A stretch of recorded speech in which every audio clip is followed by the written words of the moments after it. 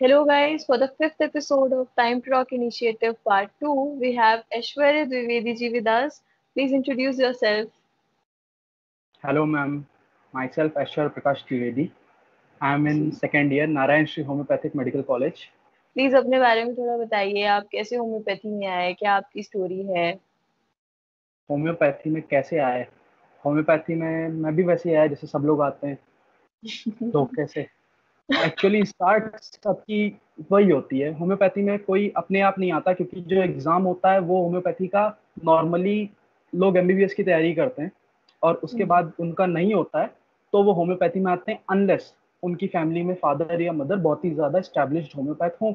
मेरी फैमिली में मेरे फादर एक एलोपैथिक फिजिशियन है। उनका भी सपना था कि बेटा जो है वो एमबीबीएस ही करे, और बेटे का ये काफी बड़ा एम भी था, तो बेटे ने ट्राई करा, बट बेटे का नहीं हुआ।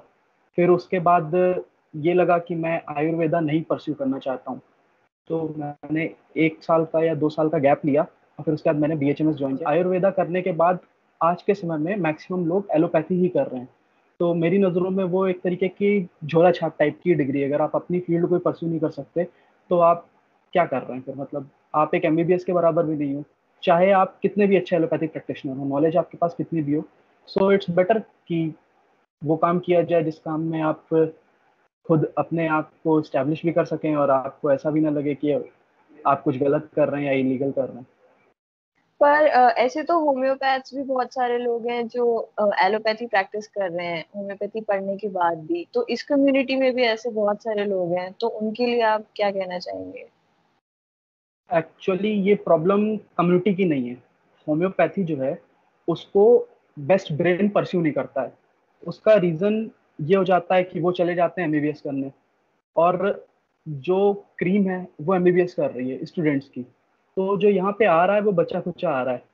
और होम्योपैथी अपने आप में टफेस्ट पैथी है।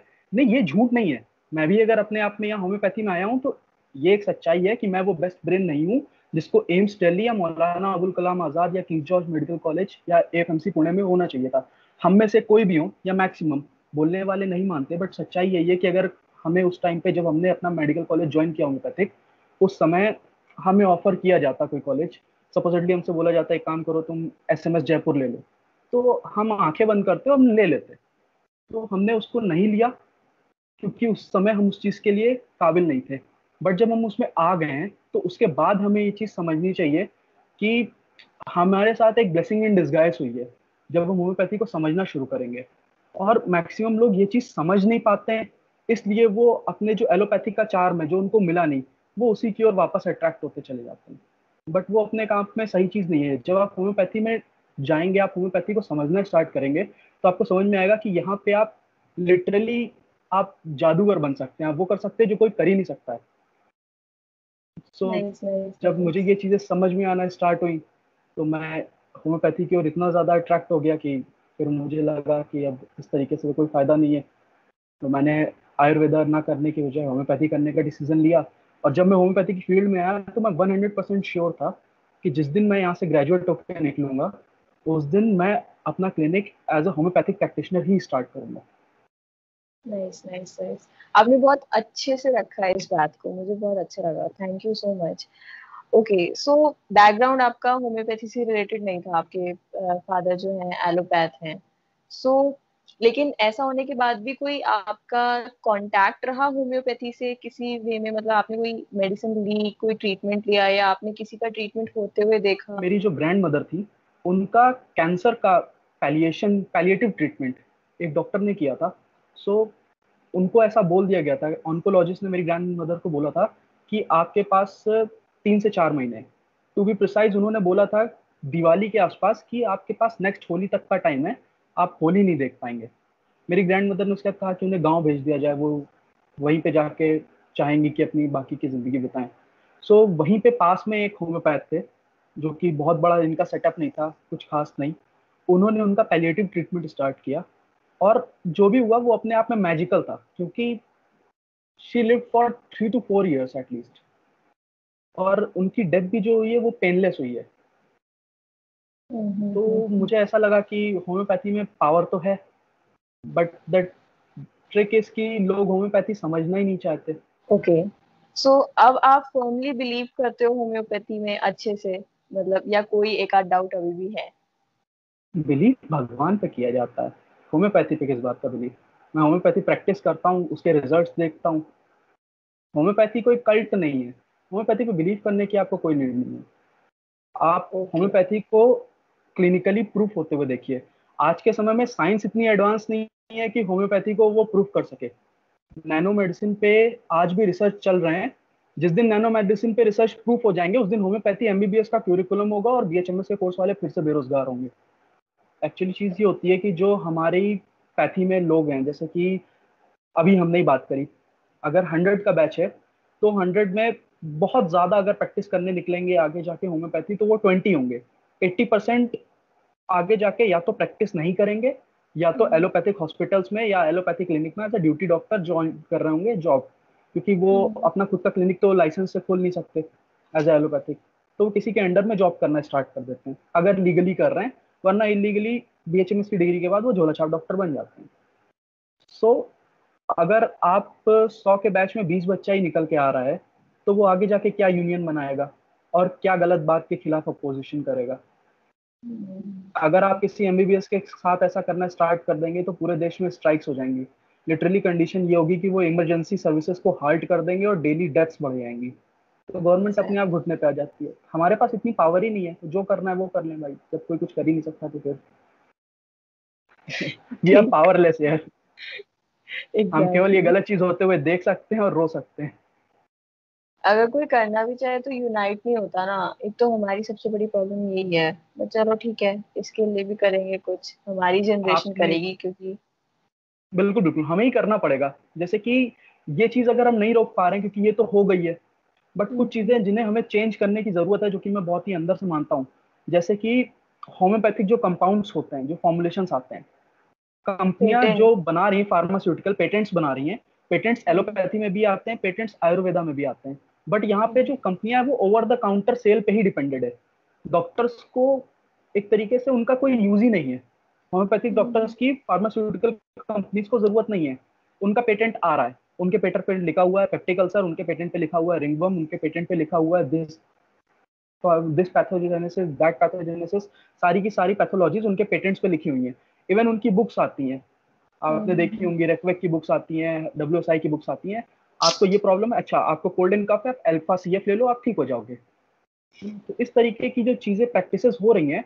और मजे की बात यह है कि यही सेम कंपनी जब उस ड्रग को एक्सपोर्ट करती है यूएस में, यूके में, तो वो जो चीज है ओवर द काउंटर वाली, उसको वो कैंसिल कर देती है। वो वहां पे नहीं होगा, वो चीज गायब होगी। क्योंकि इंडिया में हर आदमी डॉक्टर है, वो होम्योपैथ के पास आएगा। और होम्योपैथ की भी इसीलिए मजबूरी होती है कि होम्योपैथिक डॉक्टर्स जो होते हैं अब दवाई नहीं बताते हैं, जो अच्छे डॉक्टर्स होते हैं। क्योंकि आपने किसी एक को पल्सेटला दी, वो हर पेशेंट को पल्सेटला चला देगा अपने आप। जो आपके पास आ रहा है वो खुद भी चलता फिरता होम्योपैथ, उसका घर में हो सकता है एक दो मटीरिया मेडिका पड़ी हो। तो हमें यहाँ पे लोगों को थोड़ा सा एजुकेट करने की जरूरत है इस रिगार्ड में, अपने पेशेंट्स को ही। मतलब रादर देन वो फ्री कैंप्स में आप, मतलब, इस चीज को लेके अट्रैक्ट करो कि हम ये ठीक करते हैं वो ठीक करते हैं, मुझे लगता है कैंप ऐसा होना चाहिए जिसमें होम्योपैथी को बताया जाएगा कि होम्योपैथी ऐसे काम करती है, आप घर पे इसको सेल्फ प्रिस्क्रिप्शन ना दें। इस तरह से एजुकेट करना ज्यादा सही रहेगा लोगों को। जी बिल्कुल, एटलीस्ट डीप एक्टिंग रेमेडीज तो ना ही दी जाए ना। हाँ हाँ हाँ, सही बात है। ठीक ठीक ठीक। तो आपके अकॉर्डिंग होम्योपैथी की सबसे अच्छी बात क्या है? बेस्ट मेरे थिंग अबाउट। अकॉर्डिंगली होम्योपैथी की सबसे अच्छी बात क्या है? मेरे अकॉर्डिंगली होम्योपैथी की सबसे अच्छी बात वही है जो डॉक्टर हैनीमैन ने डिस्कवर करी थी। वो थी होम्योपैथी का मिनिमलिस्टिक डोज होना।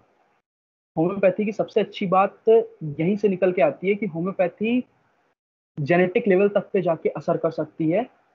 होम्योपैथिक मेडिसिन आपकी स्पेस में जाके असर कर सकती है। कोई एस्ट्रोनॉट है, उसको आप अगर मटेरियल डोज देंगे, तो यहाँ पे उसके लिए जो बॉडी, आपने देखा होगा जो एलोपैथिक ड्रग्स होती हैं, उसमें लिखा होता है just like 10 mg per KG body weight. But when you are in space, आपकी तो ग्रेविटी चेंज हो गई है ना, सब चीजें बदल गई। You can use homeopathy there, it will work the nice. Same. Nice. Homeopathic medicine में आपको ये नहीं देखना है अगर आप पोटेंसी में हो कि ब्लड ब्रेन बैरियर क्रॉस होगा कि नहीं होगा। होम्योपैथिक मेडिसिन में आपको ये नहीं देखना है कि क्या ये वाली मेडिसिन देने के बाद जो पेशेंट है वो मदर के मिल्क से सिक्रीशन होकर के बेबी को ये दवाई जा सकती है कि नहीं जा सकती है।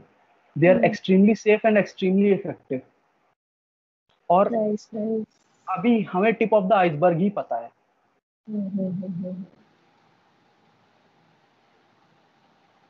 आपने कितना अच्छा एग्जाम्पल दिया, हम लोग ने तो कभी सोचा ही नहीं था। Thank you so much. Okay, so आपका क्या प्लान है आगे? होम्योपैथी को आप किस तरह से परस्यू करना चाहते हैं आगे? होम्योपैथी के लिए आपने कुछ सोचा है कि आपके कुछ एफर्ट्स होंगे, कुछ प्लान्स होंगे? मैम, मेरे प्लान्स तो फिलहाल बहुत सिंपल हैं। एक्चुअली मैं यही चाहता हूँ कि पहले मैं जाके अपना एक क्लिनिक स्टैब्लिश करूँ, जहाँ पे मैं पेशेंट्स को होम्योपैथिकली ट्रीट करूँ।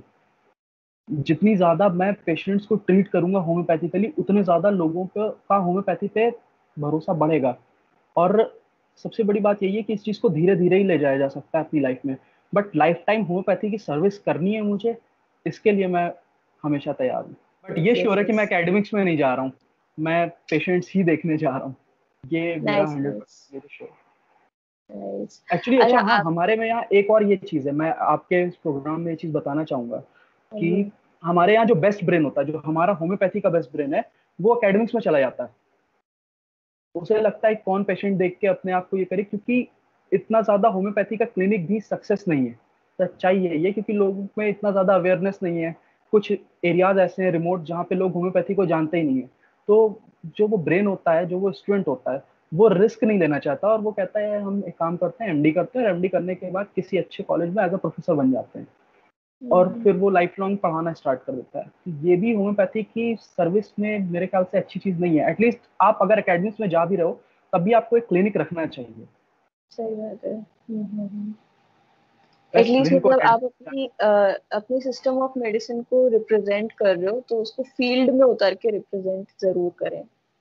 आप लोगों को अवेयर करो, आप लोगों को सिखाओ, वो हम्म। ज्यादा जरूरी है। आप क्लिनिक पे लोगों को सिखाओ, वो बहुत जरूरी है। ओके, सो एंड में कंक्लूड करने के लिए आप अपनी तरफ से क्या एक मैसेज देना चाहेंगे उन लोगों को जो होम्योपैथी में आ गए हैं लेकिन फंसा हुआ महसूस करते हैं कि अरे किधर आ गए, आगे नहीं करना है, वही कि या तो एलोपैथी ज्वाइन करेंगे या फिर इस सब को छोड़ के कुछ और नया कुछ ढूंढेंगे? देखिए, जो लोग किसी भी वजह से होम्योपैथी में बाई चांस आ गए हैं, उनकी इच्छा नहीं थी, उन्हें जबरदस्ती भेज दिया गया, कुछ ना कुछ करना था, बीएससी कर नहीं सकते क्योंकि आजकल कूल नहीं लगता, चलो बीएचएमएस कर लेते हैं, ये वाला भी एक टाइप है। आ गया है होम्योपैथी में सपोजिटली कुछ भी प्लानिंग की वजह से, तो उसे एटलीस्ट पहले तो ये समझना चाहिए कि होम्योपैथी वर्क करती है कि नहीं करती है। ये समझने का जो बेस्ट तरीका है वो यही है कि जब आप बीमार हों या आपके घर में किसी की तबीयत खराब हो, तो जो आपके सिटी का बेस्ट होम्योपैथ है, जिसकी प्रैक्टिस चल रही है, आप देख रहे हैं कि इसके यहाँ भीड़ रहती है, उसके यहाँ जाके सबसे पहले आप अपना ट्रीटमेंट करवाएं। तब जाके आपको ये क्लियर होगा कि नहीं, होम्योपैथी वर्क्स। होम्योपैथी, मैं जब भी बात करता हूँ तो इस चीज को बोलता हूँ कि बहुत ही ज्यादा डॉक्टर डिपेंडेंट पैथी है। इसको over the counter sale pharmaceutical companies ने बना दिया है, बट ये डॉक्टर डिपेंडेंट पैथी बाकियों से ज्यादा है। यहाँ पे जो डॉक्टर है वो देख के जो समझेगा, तो उसके हिसाब से वो जो दवाई चूज करेगा। और अगर डॉक्टर ही अपनी फील्ड में उतना कैपेबल नहीं है, तो वो हो सकता है आपको गलत दवाई दे दे और आपको असर ना हो रहा हो। मैंने देखा है, होम्योपैथी वर्क नहीं करती, होम्योपैथी इवन मिरेकल्स करती है। आपको वो करना सीखना पड़ेगा, और वो करना सीखना पड़ने के लिए सबसे इंपॉर्टेंट बात यही है कि आप बुक्स पढ़िए। और बुक्स किसी ऑथर की पढ़ने से अच्छा है, सबसे पहले आप मटीरियल मेडिका प्यूरा से स्टार्ट करिए, हैनीमैन की राइटिंग्स पढ़िए, और उसके बाद आप आगे बढ़ते चले जाइए। जितने भी हमारे फाउंडर्स हैं, पहले आप उनकी बुक्स पढ़ना स्टार्ट करिए। रिचर्ड ह्यूजेस को पढ़िए, लोग इनके बारे में बात करने से डरते हैं।